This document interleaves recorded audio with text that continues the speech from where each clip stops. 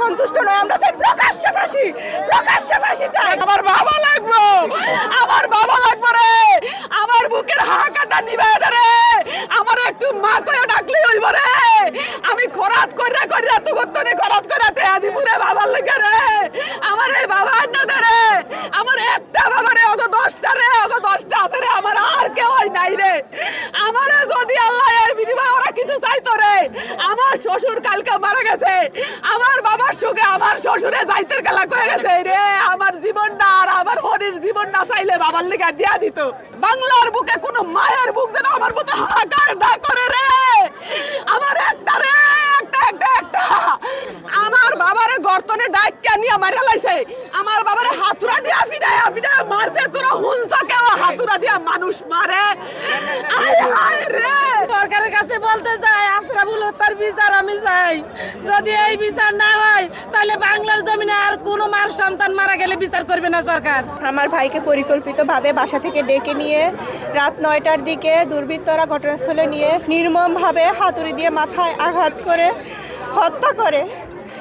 আমার ভাই কিছু জানতোই না, সে সুস্থভাবে হাসি মুখে স্যুট প্যান্ট কোট পরে ভোর জুতা পরে হাসি মুখে ঘর থেকে বের হয়। আধা ঘন্টার ভিতরে 9টা বাজে বের হয়, 9:30 বাজে আমার ভাইকে ওরা হত্যা করে নির্মমভাবে হাতুড়ি দিয়ে মাথায় আঘাত করে। মাথায় ওরা আঘাত করার সময় আসামি শামীম বলে যে দমের লগে রাখিস না, তাইলে তোরা কেউ বাঁচতে পারবি না। গুড্ডু ব্যাপারীর ছেলে শাহিন ব্যাপারী, যে এর আগে আরো 2টা মার্ডার করছি, ওরে মারলে কি হইব? প্রশাসনের কাছে আমার প্রশ্ন, এর আগে ওরা 2টা মার্ডার যদি করে তাহলে সমাজে কিভাবে ওরা বসবাস করে? সমাজে ঘুরে ফিরে 3 নম্বর মার্ডার কিভাবে আমার ভাইকে জীবন্ত বলি কিভাবে দিতে হয়?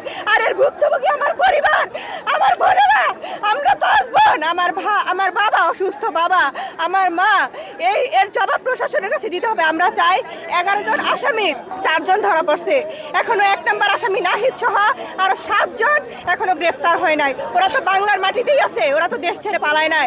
ওদেরকে দ্রুত গ্রেফতার করে আইনের আওতায় এনে দ্রুত ফাঁসির ব্যবস্থা করা হোক। শুধু ফাঁসিতে সন্তুষ্ট নয়, আমরা চাই প্রকাশ্যে ফাঁসি, প্রকাশ্যে ফাঁসি চাই। আমরা হত্যাকারীর ফাঁসি চাই এবং আমরা একটি মাদকমুক্ত বাংলাদেশ গড়ার জন্য নিজেরা সবাই মিলে চেষ্টা করবো এবং প্রশাসনকে আমাদের সাহায্যের জন্য বিনীত অনুরোধ করছি। আমরা এই হত্যার বিচার চাইতে আজকে এখানে এসেছি।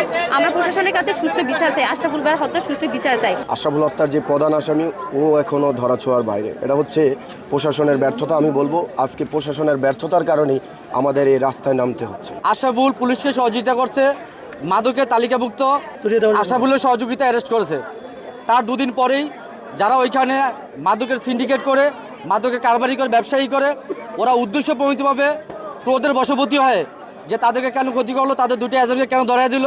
মূলত এটার কারণেই আমার বাগিনা আশরাফুলকে 14 জানুয়ারি রাত্রে 9:30টার দিকে বাসা থেকে ডেকে নিয়ে নির্মম নৃশংসভাবে হত্যা করে। তার মাথার খুলি ভেঙে মগজে ঢুকে গেছে, তার একটা হাত একটা পা ভেঙে দিয়েছে।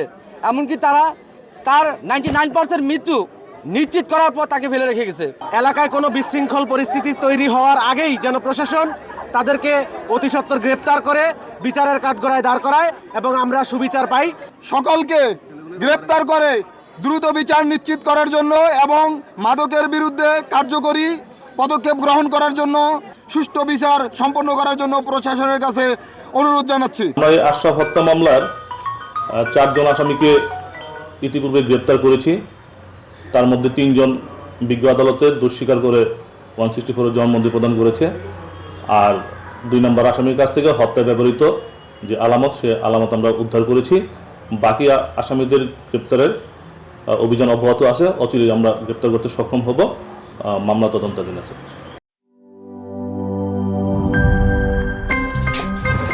আমার একটা স্মার্ট সিদ্ধান্তে 25% গ্যাসের খরচ কমেছে। ভাবছেন কিভাবে?